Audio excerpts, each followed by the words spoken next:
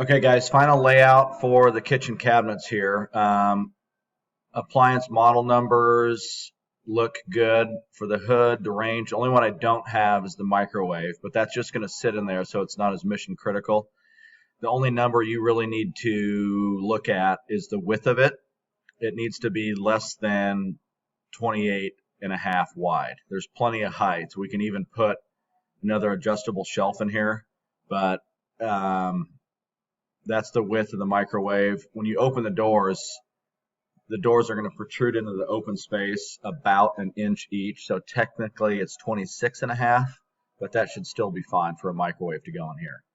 So that being said, this red line here represents the current toe kick. So the toe kicks will still land in the in the hole in the floor. The hood, the current center position of your hood is right here at the end of this red line. This represents the width of the ducting, and that ducting does not need to be centered in this hood. The hood height is 11.25. So if the bottom of your hood cabinet is 72 inches off the ground, the blower motor housing itself is another 11.25. So that ducting needs to be up here. So 72 bottom of the hood plus say a foot. So that's 7 feet to the top of the blower insert, and I would add a few inches to get that ducting moved up. And the hood itself, I mean, we could make it taller if need be, but it's 72 plus 30. And with that hood design you showed me with the sloped front, there's some limitations with the cabinet program, but essentially the depth of it's 22.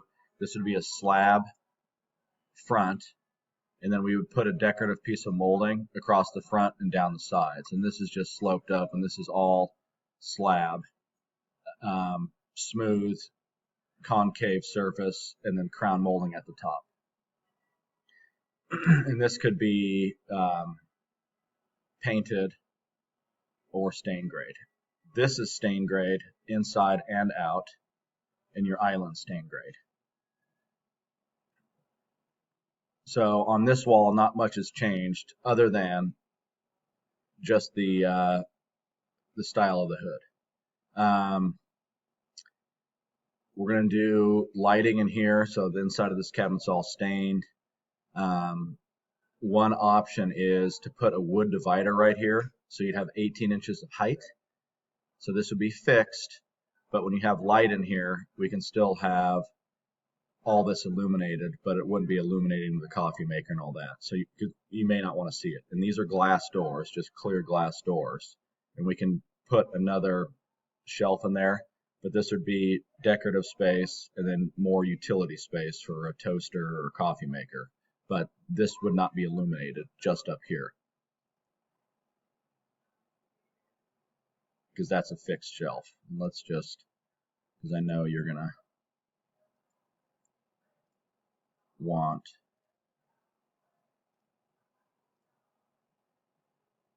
so we just put two glass shelves in there like that. So you'd have in between those shelves is 11.25. Range wall, that's what we've got. Fridge wall, paint grade.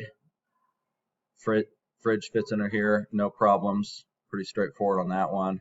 Front of the island, your apron sink, need the apron sink model number. This is the width of the current toe kick, so that's good. 12-inch countertop overhang on the back.